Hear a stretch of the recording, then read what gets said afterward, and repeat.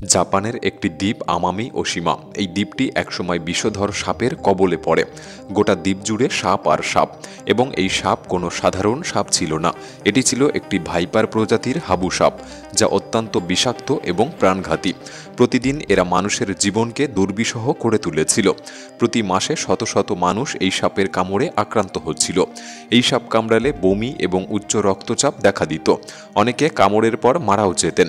দীর্ঘদিন এই সাপের কোনো প্রতিষেধক জাপানে ছিল না।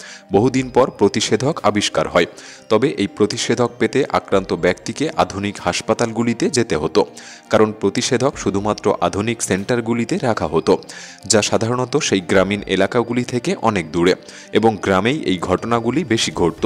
পরিস্থিতি এতটাই খারাপ হয়েছিল যে অনেক মানুষ দ্বীপ ছেড়ে পালাতে শুরু করেছিল এই হাবু সাপের ভয়ে। জাপান বুঝতে পারল তারা যদি আমামি ওশিমা দ্বীপকে বাঁচাতে চায় তবে বেশ কিছু বড় পদক্ষেপ নিতে হবে। ঠিক তখনই একজন বিজ্ঞানী একটি সাহসী এবং অদ্ভুত ধারণা উপস্থাপন করে। সিদ্ধান্ত নেওয়া হয় ওই দ্বীপে এমন কিছু প্রাণী ছাড়া হবে যারা সাপ খায় এবং হাবু সাপের বিষে তারা আক্রান্ত হয় না। অনেক চিন্তাভাবনার পর অবশেষে তারা কিছু বেজিকে ওই দ্বীপে ছাড়ার চিন্তা করে এবং ভাবে হয়তো এই সমস্যার সমাধান হবে। কিন্তু এরপর যা ঘটেছিল তা বিজ্ঞানীদের হতবাক করে দেয়। ভিডিওটি সম্পূর্ণ দেখার অনুরোধ রইল, আর নতুন বন্ধুরা অবশ্যই পাশে থাকা সাবস্ক্রাইব লেখাটি প্রেস করে বেল আইকনের অল অপশন সিলেক্ট করুন। জাপানি কর্তৃপক্ষ ভেবেছিল আমামি ওশিমা দ্বীপে যদি বেজি ছাড়া হয় তাহলে হাবু সাপ এবং ইঁদুর উভয়ের সমস্যার সমাধান হবে, কারণ ইঁদুরও এই দ্বীপের জন্য একটি বড় সমস্যা ছিল। কিন্তু সমস্যা আসলে কাকে বলে তা এরপর শুরু হয়। বেজি, যা সাধারণত জাপানের স্থানীয় প্রাণী নয়, এরা মূলত ভারত, বাংলাদেশ, পাকিস্তান, নেপাল, ভুটানের মতো দেশগুলির প্রাণী। জাপানের জন্য এই প্রাণীটি ছিল ভিন্ন স্বভাবের। স্বল্প সময়ের মধ্যেই দ্বীপটিতে বেজিদের বংশ বিস্তার ঘটে এবং মাত্র 30 থেকে এই সংখ্যা 10,000-এর বেশিতে পৌঁছে যায়। অথচ হাবু সাপের কোনো সমস্যার সমাধান হলো না। বিজ্ঞানীরা বিস্মিত হয়ে দেখেন বেজিগুলি কোনোভাবেই হাবু সাপকে শিকার করতে রাজি নয়। আমরা সাধারণত জানি সাপ এবং বেজির সম্পর্ক চিরশত্রুতার। এরা বিশেষ করে কোবরা সাপ শিকারের জন্য দেশ বিদেশে পরিচিত, এবং এই হাবু সাপও কোবরার বংশধর। এছাড়াও বেজির শরীরে রয়েছে অ্যাসিটাইলকোলিন রিসেপ্টর, যা তাকে হাবু সাপের বিষের প্রতি সম্পূর্ণ প্রতিরোধী করে তোলে, এবং তাদের প্রাকৃতিক বিবর্তনের কারণে বেজিরা জানে কিভাবে সাপ হত্যা করতে হয়। এই কারণেই জাপানি কর্তৃপক্ষ ভেবেছিল বেজিরা হাবু সাপের বিরুদ্ধে আদর্শ সমাধান হবে। কিন্তু তারা একটি বড় বিষয় হয়তো খেয়াল করেনি যে বেজিরা সাধারণত দিনের বেলা সক্রিয় থাকে এবং হাবু সাপ রাতের বেলা শিকার করে বা বের হয়। ফলে এই দুটি প্রাণী কখনোই একে অপরের মুখোমুখি হচ্ছিল না, এবং যদিও মুখোমুখি হতো তারা সাপেদের উপর আক্রমণ করার চেষ্টা করত না। দ্বীপে অনেক ছোট প্রাণী ছিল যা বেজিরা শিকার করত, যেমন ইঁদুর এবং খরগোশ। জীবনের ভয় কিন্তু সবার আছে। যদি সহজেই শিকার পাওয়া যায় তাহলে কেন হাবুর পিছনে কাঠি দেওয়া? বেজিরা হয়তো মনে মনে এটাই ভাবত। সুতরাং জাপানিদের এই বেজি পরিকল্পনা সম্পূর্ণ ব্যর্থ হয়। মধ্যে পড়ে জাপানের এই দ্বীপে সাপের সাথে সাথে বেজিদের সংখ্যা বিপুল হয়ে ওঠে। সংখ্যাটি এত পরিমাণে যে জাপান সরকারকে বেজি নিয়ন্ত্রণের ব্যবস্থা নিতে হয়। এখনও পর্যন্ত তারা প্রায় 35,000 বেজিকে দ্বীপ থেকে তাড়িয়েছে। তাহলে ভাবুন বংশবিস্তারের ধারা কোন লেভেলে পৌঁছেছিল। বেজিরা এই দ্বীপের বিপন্ন প্রাণীদেরকে শিকার করত, যার মধ্যে আমামি খরগোশ এবং দ্বীপের অন্যান্য স্থানীয় প্রাণী, যারা প্রায় বিলুপ্তির পথে। বেজিরা এই দ্বীপের 15টি প্রজাতির উপর ক্ষতিকর প্রভাব ফেলেছে এবং এর মধ্যে 2টি প্রজাতিকে বিলুপ্তির কাছাকাছি নিয়ে গেছে। কিন্তু এই দ্বীপে সাপে কামড়ানোর ঘটনা অনেক কমে এসেছে। তবে এই কৃতিত্ব বেজিদেরকে দেওয়া যায় না। মানুষেরাই সাপ তাড়ানোর মূল ভূমিকা পালন করেছিল। স্থানীয় জনগণ নিজেরাই সাপ ধরার ফাঁদ পাতা শুরু করে এবং ইতিমধ্যে প্রতিষেধক সহজলভ্য হয়ে ওঠে, যার ফলে সাপের কামড়ে মৃত্যুর হার উল্লেখযোগ্যভাবে কমে যায়। বর্তমানে আমামি ওশিমা দ্বীপে বেজির উপদ্রব একদমই নেই, তবে হাবু সাপ এবং ইঁদুর এখনও এই দ্বীপে প্রচুর সংখ্যায় বিদ্যমান। দ্বীপটি এখন বিপজ্জনক, তবে আমামি ওশিমা দ্বীপই একমাত্র বিপজ্জনক দ্বীপ নয়। এর থেকেও ভয়ঙ্কর আরেকটি দ্বীপ হল রামরি দ্বীপ, যা মিয়ানমারের উপকূলে অবস্থিত। এটি দ্বিতীয় বিশ্বযুদ্ধের এক ভয়ঙ্কর ঘটনার জন্য পরিত্যক্ত। দ্বিতীয় বিশ্বযুদ্ধ চলাকালীন রামরি দ্বীপটি জাপানি বাহিনী দখল করেছিল, কারণ এর অবস্থান ছিল কৌশলগতভাবে অত্যন্ত গুরুত্বপূর্ণ। এই দ্বীপ পুনরুদ্ধার করতে ব্রিটিশ সেনাবাহিনী আক্রমণ শুরু করেছিল। ব্রিটিশদের হামলার মুখে প্রায় 1000 জাপানি সৈন্য পালিয়ে রামরি দ্বীপের জলাভূমিতে আশ্রয় নেয়, এই ভেবে যে সেখানে তারা সুরক্ষিত থাকবে। কিন্তু তারা জানত না এই জলাভূমিগুলি কুমিরে ভরা। কয়েক দিন এবং রাত ধরে জাপানি সৈন্যরা এই ভয়ঙ্কর নোনা জলের কুমির দ্বারা শিকার হয় এবং মাত্র অল্প কয়েকজন জীবিত অবস্থায় জলাভূমি থেকে বের হতে সক্ষম হয়। তখন থেকে রামরি দ্বীপে কুমিরের সংখ্যা কেবল বেড়েই চলেছে। এখন এই বিশাল প্রাণীগুলি পুরো দ্বীপ দখল করে ফেলেছে।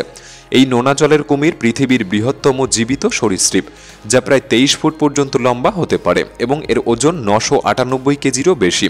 এই কারণেই আজকেও রামরি দ্বীপে গেলে তার জীবিত ফেরার সম্ভাবনা অত্যন্ত কম।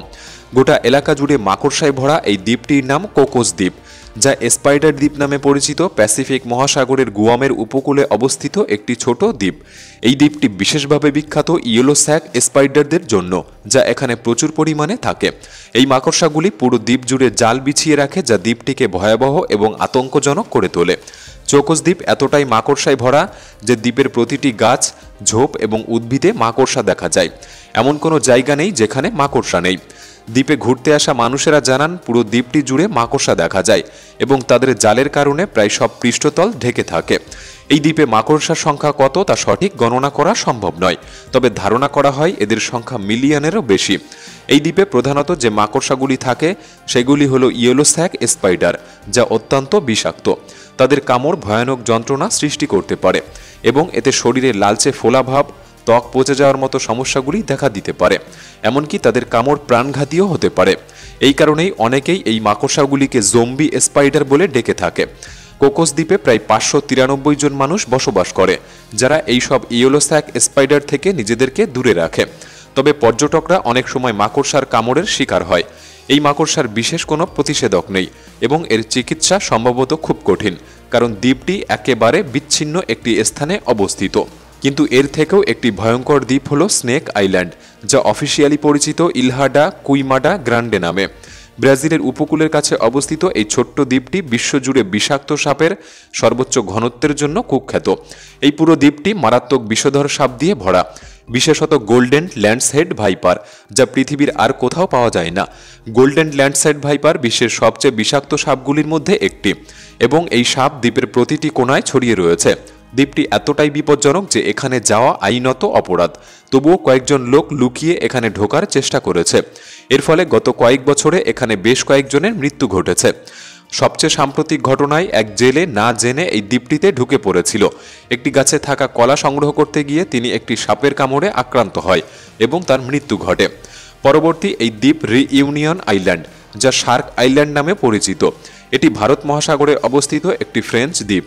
যদিও এখানে জনসংখ্যা কম, তবে প্রতি বছর এখানে হাঙরের আক্রমণে মৃত্যুর ঘটনা দেখা যায়। অদ্ভুত ব্যাপার হলো এই হাঙরের আক্রমণগুলি মূলত 2010 থেকে 2011 সালের মধ্যে শুরু হয়েছে। বিজ্ঞানীরা এখনও বুঝতে পারছেন না কেন এই দ্বীপ হাঙরদের আকর্ষণ করছে এবং তারা কেন আক্রমণাত্মক হয়ে উঠেছে। যেমন 2013 সালে এই ছোট্ট দ্বীপটি বিশ্বব্যাপী হাঙরের আক্রমণে হওয়া মোট মৃত্যুর 16% জন্য দায়ী ছিল। দ্বীপে যেসব হাঙর বেশি সমস্যা সৃষ্টি করছে তারা হলো বুল শার্ক এবং টাইগার শার্ক। হাঙরের আক্রমণের কারণ আজও অজানা। পরিস্থিতি মোকাবিলায় 2013 সালে রিইউনিয়ন আইল্যান্ডের সাঁতার এবং সার্ফিং নিষিদ্ধ করা হয় এবং এই নিষেধাজ্ঞা এখনও কার্যকর। গোপন সূত্রে জানা যায় দ্বীপ কর্তৃপক্ষ হাঙর শিকার শুরু করেছে যাতে দ্বীপটিতে মুক্ত করা যায়। হাঙরের এই সমস্যা দ্বীপটির উপর বিশাল প্রভাব ফেলেছে, বিশেষত মৎস্য এবং পর্যটন খাতে। তবে অনেকেই এই নিষেধাজ্ঞা উপেক্ষা করে, যেমন কিম মামুলি এবং তার 3 বন্ধু 9 মে 2029 সার্ফিংয়ে যান নিষেধাজ্ঞা অমান্য করে। কিন্তু 1 ঘন্টার মধ্যেই কিম হাঙর দ্বারা আক্রান্ত হয় এবং সেখানে প্রাণ হারান। এরপর থেকে খুব কম মানুষকেই এখানে যেতে দেখা গিয়েছে। আরও একটি ভয়ঙ্কর দ্বীপ ক্র্যাব আইল্যান্ড, যা আনুষ্ঠানিকভাবে ক্রিসমাস আইল্যান্ড নামে পরিচিত। ভারত মহাসাগরে অবস্থিত এই অস্ট্রেলিয়ান দ্বীপ লক্ষ লক্ষ লাল কাঁকড়ার আবাসস্থল এবং তাদের সংখ্যা এত বেশি যে দ্বীপটি তাদের প্রায় দখলে। প্রতি বছর অক্টোবর থেকে ডিসেম্বরের মধ্যে প্রায় 5 কোটি লাল কাঁকড়া তাদের গর্ত ছেড়ে বেরিয়ে আসে এবং গোটা দ্বীপ জুড়ে ছড়িয়ে পড়ে। এই সময়টা স্থানীয় বাসিন্দাদের জন্য ভয়ানক হয়ে ওঠে। কাঁকড়ারা রাস্তাঘাট থেকে শুরু করে বাড়ির ভেতর, এমনকি গাড়ি বা মানুষের গায়ে উঠে পড়ে। এই ব্যাপক হারে কাঁকড়ার ভিড় হাঁটা এবং গাড়ি চালানো খুব বিপজ্জনক করে তোলে। অনেক সময় রাস্তাঘাট বন্ধ করে দিতে হয়, যা পুরো দ্বীপের স্বাভাবিক জীবনযাত্রার বিশৃঙ্খলা সৃষ্টি করে। লাল কাঁকড়াদের উপস্থিতি আরও একটি সমস্যা ডেকে আনে, তা হলো পোকামাকড়ের ঝাঁক। কাকড়ারা বেরিয়ে এলে দ্বীপে মশা এবং মাছির মতো পোকাদের বিশাল ঝাঁক তৈরি হয়, যা পুরো দ্বীপের বাসিন্দাদের জন্য নতুন এক বিপত্তি সৃষ্টি করে। দক্ষিণ ক্যারোলিনার উপকূলে অবস্থিত আরও একটি ভয়ানক দ্বীপ মাঙ্কি আইল্যান্ড, যা মর্গ্যান আইল্যান্ড নামে পরিচিত। এটি এমন একটি দ্বীপ যেখানে মারণব্যাধি বহনকারী বানরদের বসবাস। তবে এই বানরগুলি সরাসরি বিপজ্জনক নয়, বিপজ্জনক হলো তাদের বহন করা রোগ জীবাণু। 1970 থেকে 1980-এর দশকে গবেষকরা মানবদেহে সম্ভাব্য প্রভাব এবং নিরাময়ের উপায় খুঁজতে বানরদের উপর বিভিন্ন মারণব্যাধি সংক্রমণ করেছিলেন। এরপর ওই বানরদের মর্গ্যান আইল্যান্ডে স্থানান্তরিত করা হয়, যেটি তখন থেকে জনমানবহীন একটি দ্বীপে পরিণত হয়েছে। এই দ্বীপে যাওয়া আইনত নিষিদ্ধ, কারণ কেউ যদি সেখানে গিয়ে বানরদের কাছ থেকে সংক্রমিত হয় তবে সেই রোগ জীবাণু মানুষের মধ্যে ছড়িয়ে পড়বে। একটি পরিত্যক্ত দ্বীপে রোগবাহী বানরদের বাসস্থান, এই বিষয়টি যতটা রহস্যময় ততটাই ভয়ানক। আওশিমা আইল্যান্ড, যা ক্যাট আইল্যান্ড নামেও পরিচিত, জাপানের একটি দ্বীপ যেখানে বিড়ালের জনসংখ্যা মানুষের চেয়েও অনেক বেশি। এটি এমন একটি দ্বীপ যেখানে বিড়াল প্রেমীরা ভ্রমণ করতে আসে, কিন্তু অনেকেই দ্বীপটির ভুতুড়ে এবং অস্বস্তিকর পরিবেশে তেমন আরামে থাকতে পারে না, কারণ এখানে বিড়ালের জনসংখ্যা মানুষের চেয়েও অনেক বেশি। এই সমস্ত বিড়ালগুলি বন্য এবং তারা মাঝে মাঝে কামড় দেয় বা আঁচড় দেয়, বিশেষত যখন তাদের পেট খালি থাকে। দ্বীপটিতে এতগুলি বিড়াল থাকার কারণে খাবারের অভাব হয়, যার ফলে তারা ক্ষুধার্ত হয়ে উঠতে পারে। এছাড়াও দ্বীপের বন্য বিড়ালদের শরীরে অনেক ধরনের রোগ ও সংক্রমণ থাকতে পারে, যা কখনো কখনো মানুষের মধ্যে ছড়াতে পারে, যে কারণে এই ভয়ঙ্কর দ্বীপগুলি আজ মানুষেরা এড়িয়ে চলে বা ইচ্ছা থাকলেও তাদেরকে যেতে দেওয়া হয় না। ভিডিওটি কেমন লাগলো কমেন্ট বক্সে লিখে জানাতে পারেন। ভালো লাগলে একটি লাইক করতে পারেন। তাহলে দেখা হচ্ছে পরবর্তী নতুন একটি এপিসোডে। ধন্যবাদ।